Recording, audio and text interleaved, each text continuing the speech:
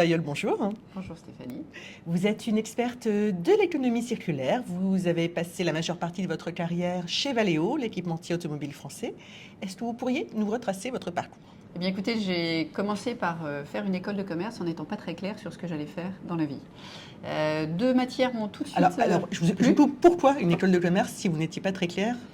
parce que ça me laissait un champ relativement ouvert, et puis parce que au départ, mon idée c'était d'aller dans l'économie de l'art. Je l'ai expérimenté, c'est pas ce qui m'a complètement convaincue. Et puis surtout, j'ai découvert la finance d'entreprise et le marketing. Et la finance d'entreprise, je me suis dit, c'est par ce sujet que j'ai envie de commencer. Et j'ai été très intéressée par la transformation en cours, à savoir les systèmes d'information en pleine révolution, qui allaient changer le métier. Et donc j'ai commencé dans les systèmes de reporting financier. Et c'est comme ça que j'ai rencontré Valeo. Valeo qui était déjà une référence à l'époque. Exactement.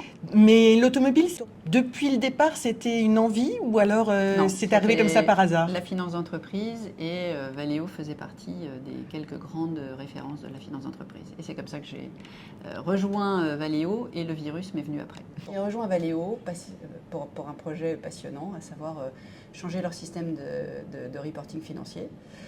Magnifique expérience avec une équipe internationale, changement de process, de technologie. Et ensuite, j'ai eu l'opportunité de faire des missions auprès de la direction financière, en audit, en acquisition, en accompagnement d'acquisition, avant de prendre un poste de direction financière sur le terrain. Et c'est vrai que petit à petit, l'industrie m'a conquise, l'exigence requise, le professionnalisme, les enjeux de qualité, coût, délai. C'était un terrain de jeu absolument fabuleux pour un financier, pour un futur financier que je pensais devenir. J'imagine que vous avez aujourd'hui une fibre environnementale, hein. L'économie circulaire, bon, ça touche aussi l'environnement. Est-ce que déjà à l'époque, vous aviez cette fibre, vous voyez l'enjeu en fait du recyclage et de l'épuisement des ressources Jusqu'à être directrice financière dans une usine, je ne vais pas vous mentir, pas vraiment. C'est venu quand, en tant que copilote, le financier chez Valeo était vraiment considéré comme le copilote. Le pilote, le DG, est parti retourner une de nos usines en Espagne, et il m'a donné les clés du camion. Et là, j'ai vu que ça m'intéressait beaucoup plus de devenir pilote que copilote. Et je m'en suis ouvert auprès de Valeo, et j'ai une chance inouïe, c'est d'avoir un parcours transversal. J'ai bougé transversalement pour aller dans le marketing. Et dans le marketing, je me suis occupée d'une ligne de produits rénovée. Et je suis partie dans le domaine de l'après-vente. Donc là, vraiment la réparation des véhicules. Et là, c'est une autre histoire, c'est un autre métier de l'automobile. Et c'est un métier où la conscience de la durabilité et de l'environnement et du juste nécessaire c'est vraiment imposé et développé. Et dans le cadre des alternateurs démarreurs, il s'agissait de récupérer les carcasses des produits endommagés et ensuite de les rénover, remettre en état de fonctionner, voire remettre à neuf. Donc c'est là où l'histoire a commencé. Il y avait un point de bascule en fait. Exactement. Ensuite, fort de cette expérience, j'ai travaillé en support stratégique auprès de la présidence de Valeo Service, qui est donc en charge de toutes les activités d'après-vente de Valeo, avant d'avoir, on va dire, une espèce de défi à relever, à savoir démontrer ma capacité de développement commercial. Et donc j'ai fait du développement commercial, et en particulier, j'ai monté la division Valeo Service en Chine. Donc là, je suis rentrée dans un environnement beaucoup plus international, beaucoup plus mixte, beaucoup plus incertain, beaucoup plus entrepreneurial d'une certaine manière, parce que c'était dans les années 2006-2007, donc la Chine n'était pas encore là où elle en est aujourd'hui. Donc expatriation pendant combien d'années, hein? Alors, je n'étais pas expatriée à ce moment-là, je faisais du mi-temps. Je faisais 15 jours en Chine, 15 jours en France. C'était assez lourd. Je n'avais pas de vie de famille contraignante à ce moment, donc ça a été un choix. Et pendant 2 ans, ça a été une expérience fabuleuse avec la possibilité de rayonner dans les différentes régions de Chine, puisque la dynamique de marché était très différente d'une zone à l'autre. Après la Chine, j'ai gagné mes galons et donc j'ai pris mon premier poste de direction générale d'une société assez particulière, d'une filiale qui s'appelle Valeo Service Export et qui était en charge de faire du développement commercial auprès de 102 pays dans le monde. Et donc la mission qui m'a été confiée, ça a été de réévaluer le positionnement stratégique de Valeo Service sur chacune de ces régions et de faire une recommandation et le déploiement de nouveaux business models là où ça s'imposait. Donc par exemple en Europe, nous avons décidé de nous régionaliser et d'investir dans le service parce que l'Europe était en train de changer de dimension et les clients eux-mêmes de s'européaniser.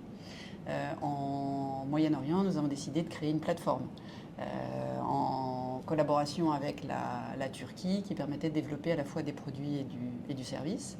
Et puis au Mexique, nous avons établi une filiale autonome. Donc ça a été un projet fabuleux, extraordinaire, avec une équipe jeune, dynamique, engagée et très agile. Et donc ça a été 5 ans de transformation à la fois stratégique et opérationnelle. C'était une équipe, vous l'avez dit, jeune, agile, etc., mais très masculine, j'imagine. Alors, pas du tout, pas du tout. Ah bon ? Je pense que Valeo Service Export était la division la plus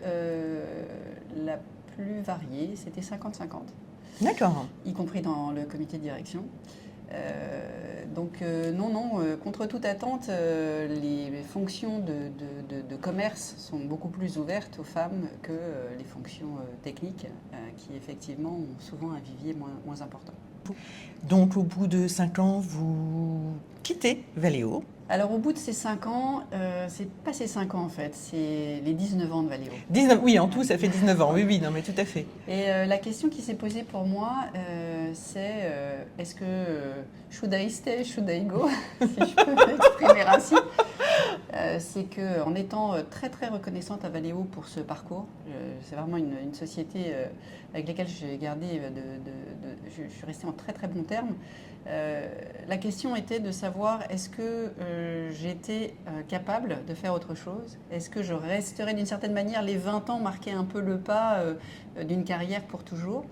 Et en étant exposée à l'export, je mesurais aussi la diversité culturelle que je n'avais pas toujours eue parce que Valeo est à la fois une très très belle société et aussi une société culturellement, en tout cas à l'époque, très marquée.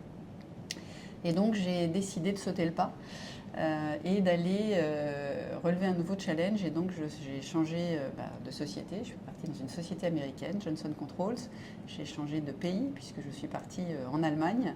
Et puis de dimension parce que le projet était un projet un peu comme Valeo Service Export de transformation du business model et de développement, mais sur un environnement beaucoup plus large. Et donc là, je suis rentrée dans le monde de la batterie. Voilà.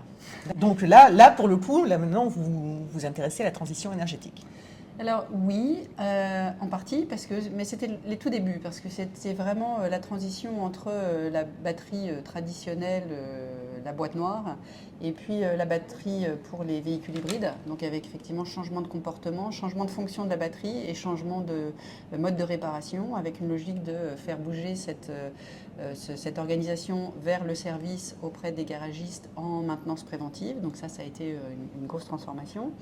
Et puis, c'était vraiment les prémices de la batterie électrique. Donc finalement, dans la réparation, on était encore très peu concerné par cette partie, mais très concerné parce que tout le monde avait les yeux rivés sur ce que ça allait impliquer. J'ai passé 5 ans en Allemagne, oui. Et vous y êtes plus ? Parce que là, pour le coup, c'est... Je me suis énormément plu, oui. Mon fils était jeune, donc je suis partie aussi, oui, j'ai oublié de le dire, je suis partie avec un petit garçon de 1 an sous le bras. Mon conjoint m'a suivie. Pour lui, ça a été plus difficile et je pense qu'on y serait resté plus longtemps si lui n'avait pas été obligé de revenir en France pour retrouver son exercice professionnel. On s'y est beaucoup plu, mais malheureusement, nous n'avons pas trouvé un chemin quand le couple travaille, c'est pas toujours simple de trouver toutes des solutions à chaque étape de la carrière. Alors après Johnson Controls, vous êtes revenu en France. Alors je suis revenue en France avec Johnson Controls. En revanche, je suis sortie de l'automobile. Ah oui. Et vous me parliez de quel était mon rapport à l'automobile. Je trouvais justement que l'automobile ne bougeait pas assez dans le sens de sa responsabilité en bout de chaîne. Et en particulier en étant dans la réparation, je trouvais que les efforts n'étaient pas suffisants pour rendre les voitures réparables, faciles à réparer et économiquement viables, puisque vous avez aujourd'hui certains organes qui valent une fortune et sur lesquels il y a vraiment des alternatives à aller chercher. Et en plus, Johnson Controls m'a proposé d'appliquer ou de mettre en pratique ma compétence sur l'animation de la distribution indépendante appliquée à l'air conditionné. Donc je suis rentrée dans un autre domaine. Et donc ça a été assez passionnant de développer le segment de la distribution indépendante pour l'air conditionné pour le monde en fait. Mais comme c'était pour le monde, le changement de gouvernance, on en a profité pour évaluer que ma fonction en Europe était assez complexe parce qu'une grosse partie des efforts a été basée aux États-Unis. Et donc, ça a été un moment où nous avons décidé que ma fonction serait déplacée aux US, et chose que je ne pouvais pas imposer de nouveau à ma famille. En tout cas, j'ai fait le choix. Nous avons pris cette décision. Et donc, je suis partie sur un projet différent, qui était un projet de rachat d'une activité dans lequel vous comprendrez on va dire le fil directeur. Ma mission était de proposer le développement de services après-vente sur un organe sécuritaire dans l'aéronautique. Donc nous étions 3 et nous avons eu la bonne idée de faire ce projet et d'approcher le vendeur le 28 février 2020, exactement, à un moment où tout a commencé à s'arrêter. Oui. Et donc finalement, nous avons mis en pause ce projet et au bout de 6 mois, l'aéronautique présentait un caractère très incertain. Donc nous avons décidé d'arrêter ce projet. Et c'est là où j'ai pris un petit peu de temps pour m'intéresser à un sujet de fond qui a toujours été important pour moi, c'est l'orientation des jeunes. Et donc j'ai passé du temps... J'ai vu que c'était votre cheval de bataille. Voilà, les jeunes et le mentoring. Donc j'ai passé du temps sur des programmes d'aide à l'orientation des jeunes. Voilà. Et ensuite, j'ai même essayé, je dois le dire, de créer une activité dans ce sens, mais les financements sont assez complexes dans cet environnement. Et donc je ne pouvais pas me permettre le temps long requis par l'éducation nationale dans ce cadre. Donc finalement, je suis revenue à quelque chose de plus traditionnel. Et en faisant mes recherches, je suis tombée sur le projet Indra, pour lequel j'ai eu un coup de cœur en me disant mais l'économie circulaire automobile, l'automobile qui pense à la fin et qui pense à la réparation, enfin. Et là, j'ai eu vraiment envie d'embrasser ce projet. Alors, avant qu'on parle d'Indra, est-ce que vous pouvez nous expliquer ce qu'est l'économie circulaire ? Alors, l'économie circulaire automobile, le principe est simple, c'est un véhicule en fin de vie, qu'il soit ou un véhicule accidenté. Donc on va appeler un véhicule hors d'usage, sur lequel nous récupérons le maximum de pièces et de matières. Et l'objectif, c'est de rendre ces pièces propres à la consommation pour la réparation, et les matières, de les recycler pour les rendre propres à être réinjectées dans la production de véhicules neufs. Et l'autre pan de l'économie circulaire automobile, c'est d'éco-concevoir les véhicules de manière à ce qu'ils soient réparables et recyclables. Donc tout ça, c'est régi par une loi, c'est la loi AGEC qui a été promulguée en 2020. Alors, non, oui. Elle en fait partie. C'est un principe aussi régi par les assureurs qui veulent réduire la facture. C'est un principe aussi, et c'est une économie qui répond à une inflation assez forte, à un pouvoir d'achat en diminution, à un parc automobile qui est capable de rouler beaucoup plus longtemps et d'ailleurs qui vieillit, au prix d'achat des véhicules neufs.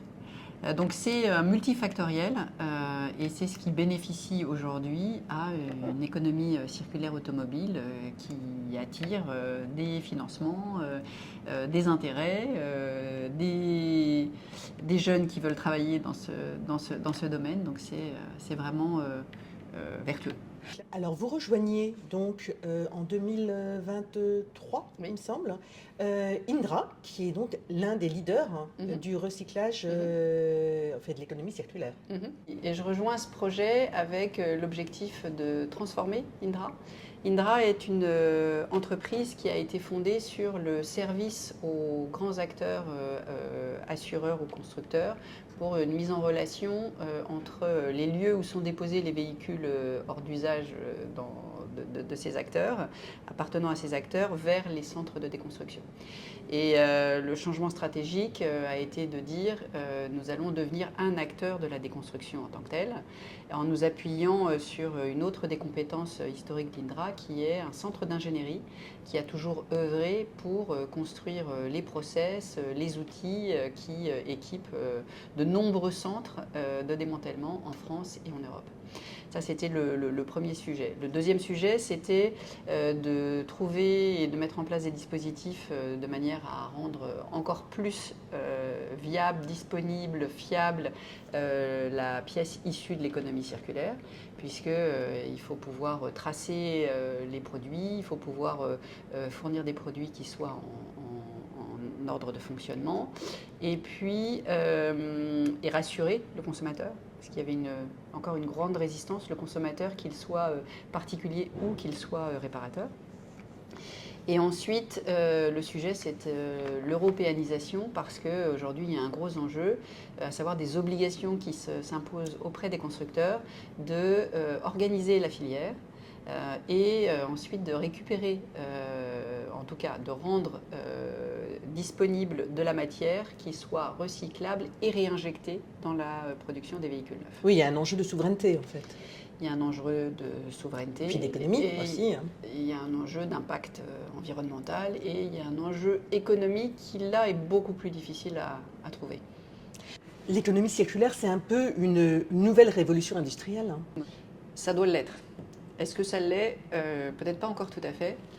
Sur le principe, ce que ça implique, c'est que des acteurs qui habituellement travaillaient chacun dans leur spécialité doivent se mettre à travailler ensemble et doivent créer cette circularité. Donc ça implique des changements de business model pour presque tous les acteurs.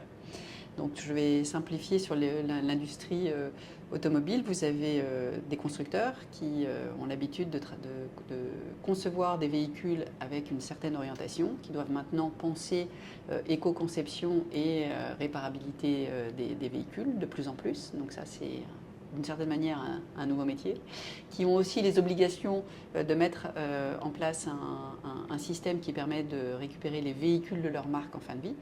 Et vous avez des acteurs qui savent faire cette récupération, qui savent orchestrer ce type de logistique et de démantèlement. Donc ce sont des acteurs qui historiquement étaient très petits, ça s'appelait une casse auto, donc qui aujourd'hui sont en train de s'industrialiser et de s'organiser. Et vous avez des acteurs qui sont des recycleurs, qui sont souvent intégrés de manière très verticale. Et qui ont besoin aussi de s'adapter et d'aller récupérer les produits propres à l'automobile et de les rendre propres à être réutilisés dans l'automobile. Et vous avez cette nouvelle donne qui est que c'est un enjeu qui devient européen, alors que chacun de ces marchés de la récupération automobile et du traitement automobile sont finalement assez nationaux. Donc vous avez une énorme transformation en cours. Et donc la nécessité pour tout le monde d'apprendre à travailler ensemble et de travailler éventuellement différemment sur cette chaîne de l'économie circulaire. Donc oui, c'est une énorme transformation et c'est une transformation qui demande des changements à l'ensemble des acteurs. Alors Indra est un acteur qui, je crois, existe depuis 40 ans. Oui. C'est un des leaders oui. du recyclage et de l'économie circulaire. Justement, est-ce qu'il a une dimension internationale? Sa société mère, The Future is Neutral, vient d'annoncer une prise de participation en Italie. Et donc aujourd'hui, l'environnement d'Indra va s'internationaliser avec l'environnement de The Future is Neutral. Alors The Future is Neutral, c'est une société qui appartient conjointement à Renault et Suez. Exactement. Voilà. Donc là, 100% automobile. C'est l'économie circulaire automobile. Avec des activités complémentaires à celles d'Indra qui sont la rénovation, la remise à neuf d'un certain nombre d'organes. Donc c'est aussi économie circulaire, hein, récupération de moteurs, remise à niveau des moteurs ou boîtes de vitesse, et puis avec une filiale dédiée au traitement des matières.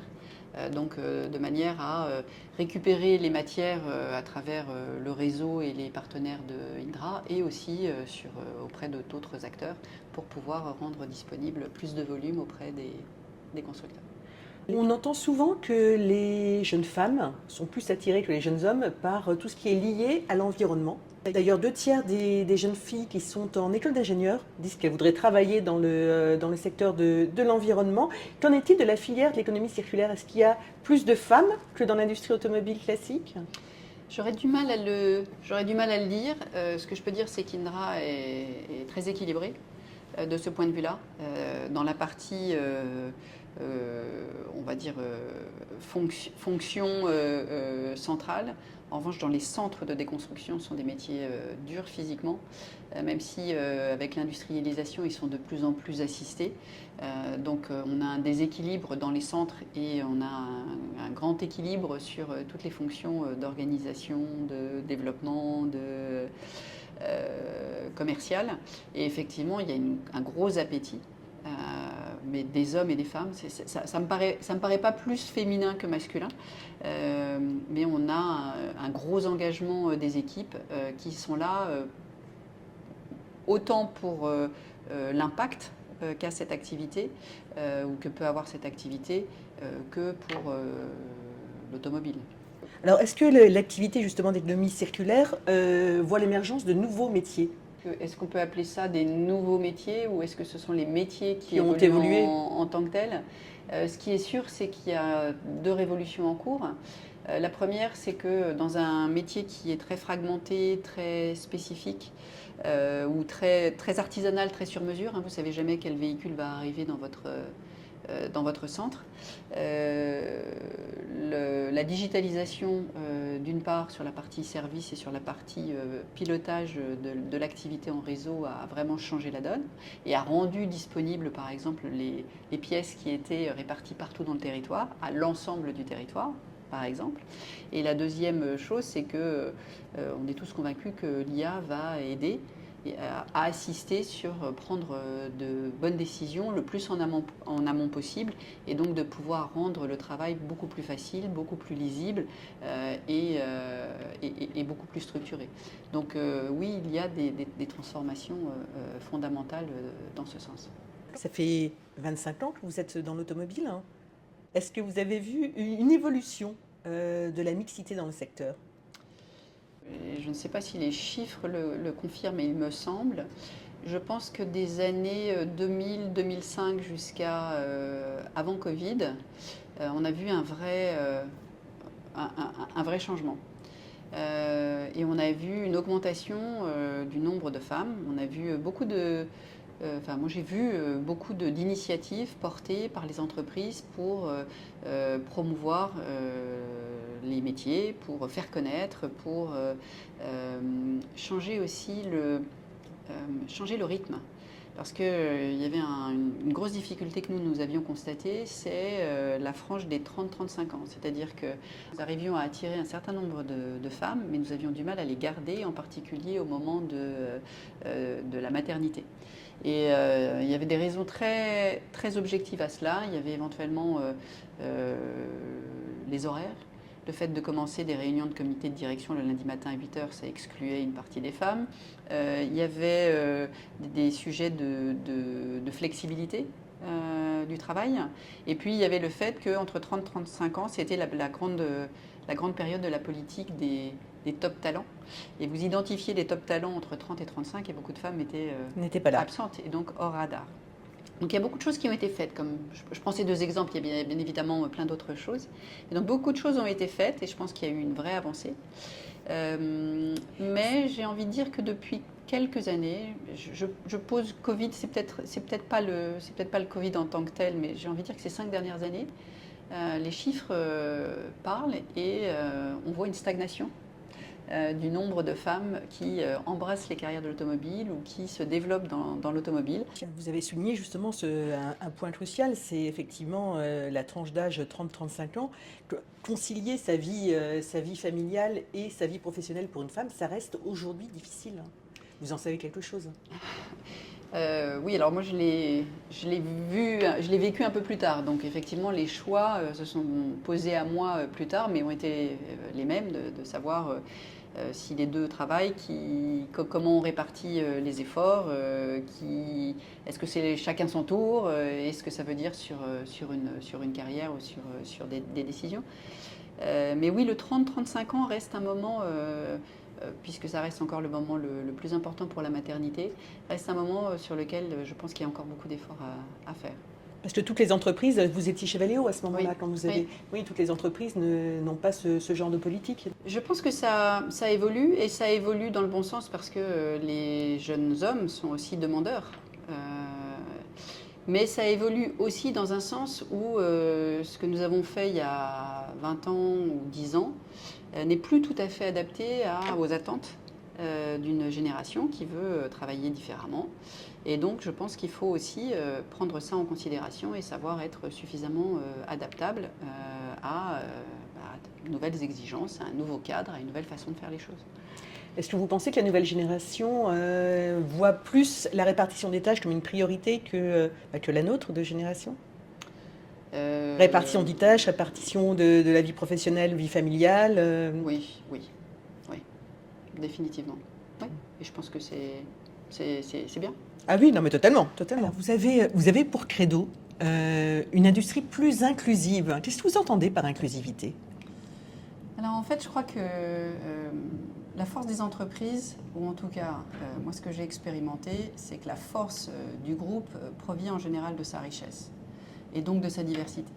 Et donc que ce soit de genre, que ce soit de culture, que ce soit de background, que ce soit même d'expérience d'industrie, je pense que ce qui est nécessaire pour vraiment faire avancer l'industrie automobile, c'est d'inclure différents parcours et d'inclure différentes typologies de personnes. L'inclusivité, la mixité, c'est une force. C'est une force indéniable, nécessaire, c'est ce qui évidente. C'est ce qui vous a donné envie de rejoindre Wave les ailes de l'auto et de vous engager pour l'association? Oui, ça en fait partie, avec effectivement deux choses qui m'ont paru importantes. C'est que tout d'abord, ce sont les ailes de l'auto, mais c'est une organisation mixte. Ça, c'est important. Le deuxième sujet, c'est que j'ai le sentiment que les acquis ne sont pas acquis. J'ai le sentiment que nous devons être toujours très vigilants à créer un terrain favorable à de la diversité, et que être inclusif, c'est un combat de tous les jours. Et quand je dis combat, c'est pas forcément dans la bataille, mais c'est quelque chose dont il faut prendre soin. Et il est très facile, et il est plus facile parfois, surtout quand les tensions économiques sont comme on les connaît aujourd'hui, bien réelles et extrêmement fortes, de se renfermer sur un mode de fonctionnement connu, maîtrisé, sur lequel on se pose moins de questions. Être inclusif, ça demande des efforts, ça demande de se comprendre, ça demande de perdre du temps pour en gagner ensuite. Et donc c'est, de mon point de vue, quelque chose qu'il faut vraiment préserver, auquel il faut faire attention et qu'il faut nourrir et qu'il faut promouvoir. Et vous faites partie d'un comité d'expertes aux ailes de l'auto, un cercle de réflexion, un think tank.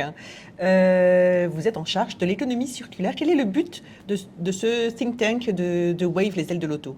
Alors l'objectif pour nous, c'est d'exprimer quelles sont nos convictions pour que l'automobile continue à exister en France et en Europe, parce qu'on pense qu'on est à une période qui est extrêmement difficile pour l'automobile, des grosses mutations, et qu'il y a énormément de choses à faire. Et puis, nous souhaitons mettre en avant la voix des femmes de l'automobile. La voix VOIX et VOIE. Voilà, exactement. C'est très beau. Nous le réutiliserons peut-être. Voilà. Et donc, plus que l'économie circulaire, moi j'ai souhaité travailler sur la durabilité et sur la réparation durable. C'est quelque chose que j'ai toujours eu en toile de fond et qui aujourd'hui, avec l'expérience Indra, est devenu encore plus clair, réel et sur lequel je pense qu'il y a encore énormément de choses à faire, de bénéfices à ressortir. Et donc, je pense que ce serait bien que nos politiques aient en tête réparation durable. Parce qu'en fait, le but de ce think tank, c'est de rédiger un petit livre blanc qui sera remis au candidat à la présidentielle. Exactement. En espérant qu'il le lise attentivement. Si vous aviez un message à adresser aux jeunes femmes, et aux femmes en général, pour leur donner envie de rejoindre l'automobile, quel serait-il ? J'entends souvent oser, et de ce point de vue-là, je vais le répéter, parce que je pense que c'est une réalité. L'automobile n'est pas réservée aux hommes. Ça, c'est la première chose. Et puis oser parce que si on veut une automobile qui nous ressemble, eh bien, il faut que nous soyons dans l'automobile. Et le troisième message, ce serait de dire l'automobile, c'est pas un secteur, c'est multisectoriel. C'est-à-dire que vous avez l'automobile des constructeurs qui est peut-être plus compliquée, plus orientée sur la technique. Vous avez toute la partie distribution qui est beaucoup plus commerciale et marketing. Vous avez la partie réparation qui est à la fois commerciale et technique. Vous avez toute une industrie de services autour de l'automobile qui est extrêmement riche. Avec beaucoup de ponts. Et donc je pense qu'on peut commencer dans l'automobile dans un métier et faire plusieurs métiers différents dans l'automobile. Donc je pense que ça aussi c'est passionnant. Et c'est un monde dans lequel vous rencontrez des professionnels de très très grande qualité. Donc c'est aussi un monde très agréable de ce point de vue. Et c'est un monde en pleine mutation. Donc pour ceux qui ont envie d'une aventure à écrire et qui s'écrit tous les jours, l'automobile est clairement un environnement dans lequel l'histoire est en train de se réécrire. Merci beaucoup Florence pour ce discours très inspirant. Merci, c'est toujours un plaisir de pouvoir partager et puis aussi de recevoir énormément grâce à ce type d'échange. Merci beaucoup. Merci.